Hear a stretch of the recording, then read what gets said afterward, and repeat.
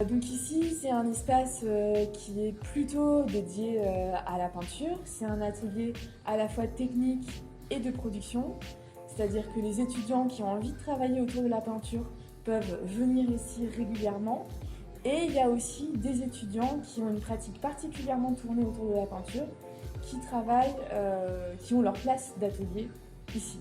Donc c'est un espace un peu mixte en fait. Moi je suis monitrice de l'atelier. Ce que je trouve hyper intéressant en fait, c'est que on essaye de penser la peinture en ouverture. C'est-à-dire que oui, on travaille sur tableau, sur toile, on a des châssis. La première année, on apprend à tendre une toile sur un châssis, ça fait partie des apprentissages de base. Mais l'idée, c'est de penser la peinture autrement aussi, de travailler la peinture dans le volume, dans l'espace.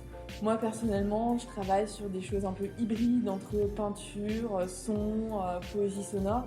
Donc ce qui est hyper intéressant dans cette école, c'est qu'on peut faire communiquer aussi les différents médiums et les différents ateliers entre eux, quoi.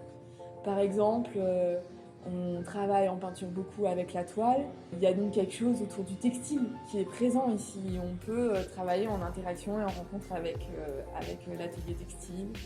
On a aussi une cabine peinture dans laquelle on travaille en fait avec un pistolet de peintre. Et ça va vraiment nous permettre de travailler sur des formes, des volumes. C'est une technique différente de celle du pinceau qui est super intéressante et qui nous permet notamment d'utiliser des lacs automobiles.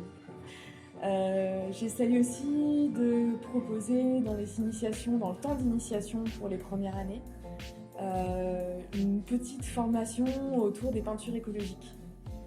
C'est-à-dire qu'on essaye d'expérimenter des recettes de peinture autres que la peinture habituellement sortie du tube, la peinture acrylique ou même la peinture à l'huile.